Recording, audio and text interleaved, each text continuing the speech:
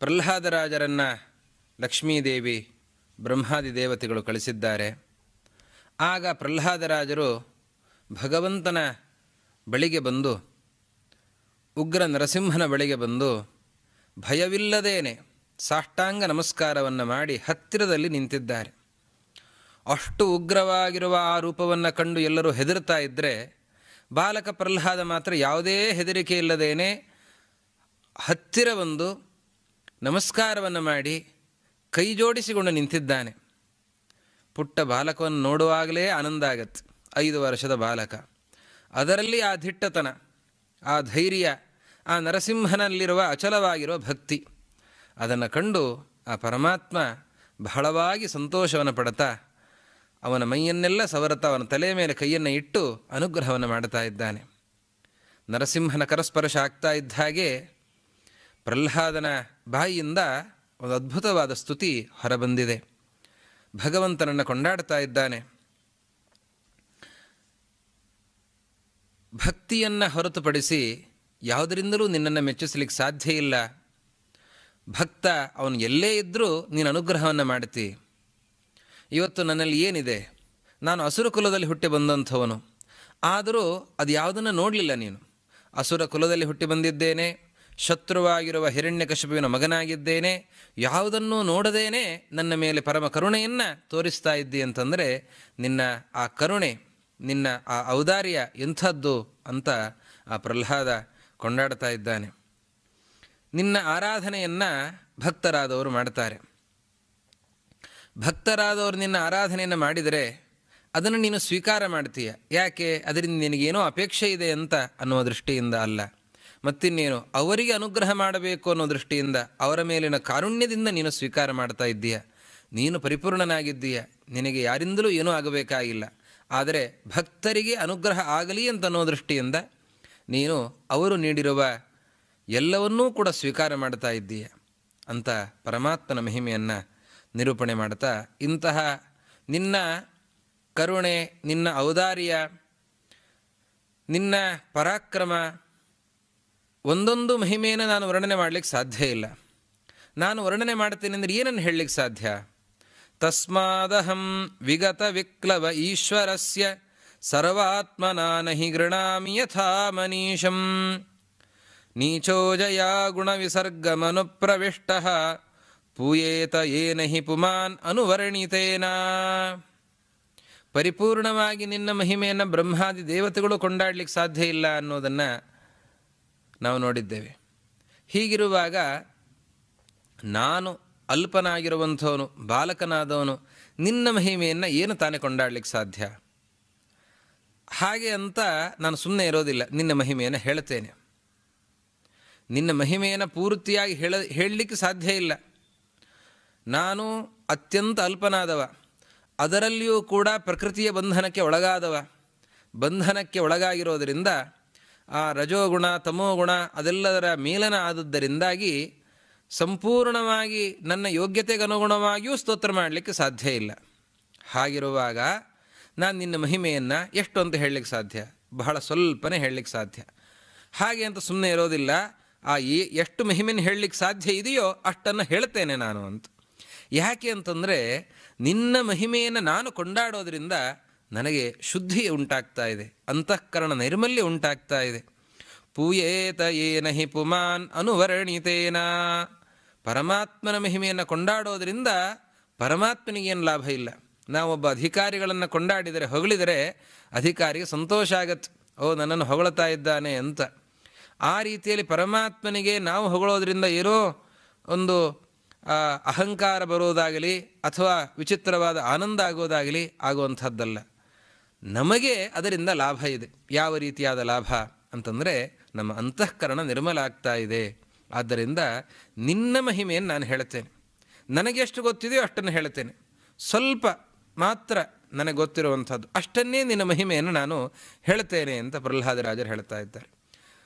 ಅದು ನರಸಿಂಹನ ಮಹಿಮೆಯನ್ನೇ ಯಾಕೆ ಹೇಳಬೇಕು? ಭಗವಂತನ ಮಹಿಮೆಯನ್ನೇ ಯಾಕೆ ಹೇಳಬೇಕು? ಸ್ತೋತ್ರ ಮಾಡೋದಾದರೆ ಇನ್ನೊಬ್ಬರ ಸ್ತೋತ್ರವನ್ನು ಯಾಕೆ ಮಾಡಬಾರದು ಅಂತಂದರೆ, ಸರ್ವೇ ಹ್ಯಮಿ ವಿಧಿಕರಾಹ ತವ ಸತ್ವಧಾಮ್ನಃ ಬ್ರಹ್ಮಾದಯೋ ವಯಮಿವೇಶ ನ ಚೋದ್ವಿಜಂತಃ ಕ್ಷೇಮಾಯ ಭೂತಯ ಉತಾತ್ಮ ಸುಖಾಯ ಚಾಸ್ಯ ವಿಕ್ರೀಡಿತಂ ಭಗವತೋ ರುಚಿರಾವತಾರೈಃ.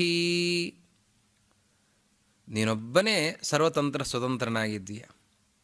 ಈ ಉಳಿದವರೆಲ್ಲರೂ ಇದ್ದಾರಲ್ಲ, ಬ್ರಹ್ಮಾದಿ ಸಮಸ್ತ ದೇವತೆಗಳು ಎಲ್ಲರೂ ಕೂಡ ಕೈ ಜೋಡಿಸಿಕೊಂಡು ನೀನು ಹೇಳಿದಂತಹ ಕೆಲಸವನ್ನು ಮಾಡುವಂಥವ್ರು.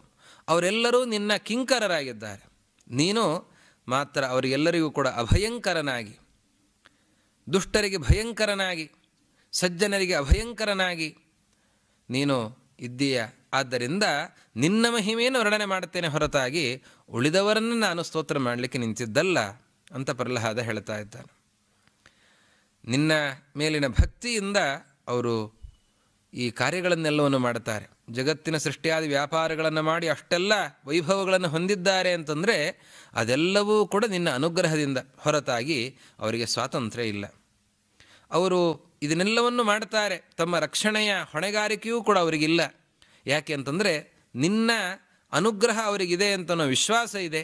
ಆದ್ದರಿಂದ ಅವರು ಯಾವ ಭಯವನ್ನೂ ಪಡದೇನೆ ಜಗತ್ತಿನ ಸಮಸ್ತ ವ್ಯಾಪಾರಗಳನ್ನು ಕೂಡ ನೋಡಿಕೊಳ್ತಾ ಇದ್ದಾರೆ. ಸೃಷ್ಟಿಯನ್ನು ಒಬ್ಬರು ಮಾಡ್ತಾರೆ, ಸಂಹಾರವನ್ನು ಮತ್ತೊಬ್ಬರು ಮಾಡ್ತಾ ಇದ್ದಾರೆ.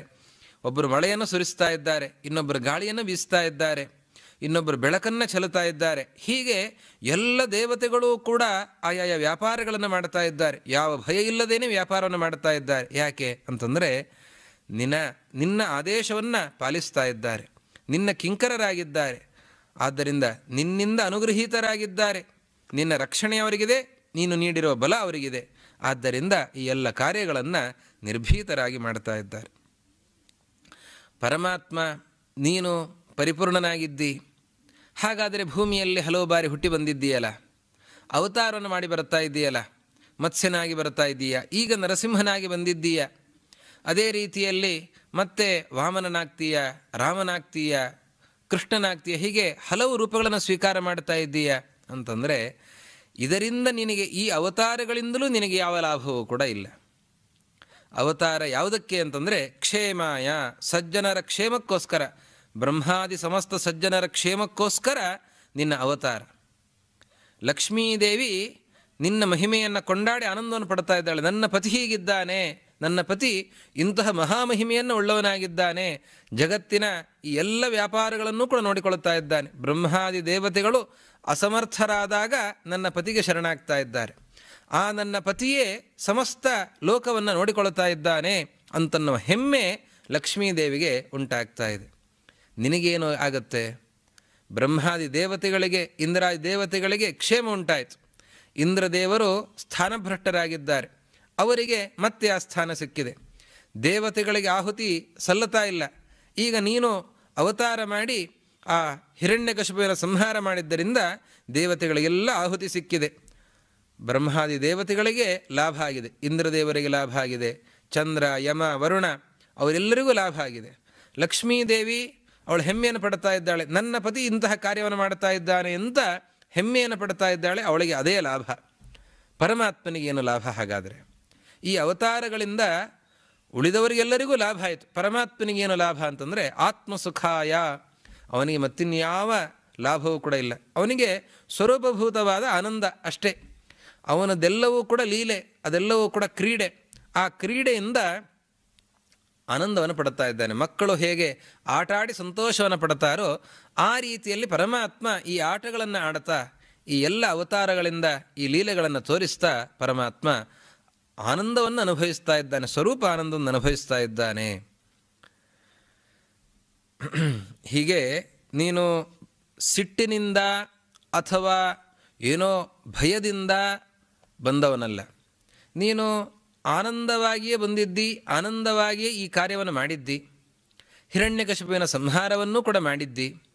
ತದ್ಯಚ್ಛ ಮನ್ಯುಮಸುರಶ್ಚ ಹತಸ್ತ್ವಯಾದ್ಯ ಮೋದೇತ ಸಾಧುರಪಿ ವೃಶ್ಚಿಕ ಸರ್ಪಹತ್ಯ ಲೋಕಾಶ್ಚ ನಿರ್ವೃತಿಮಿತಾಃ ಪ್ರತಿಯಾಂತು ಸರ್ವೇ ರೂಪಂ ನೃಸಿಂಹ ವಿಭವಾಯ ಜನಾ ಸ್ಮರಂತಿ.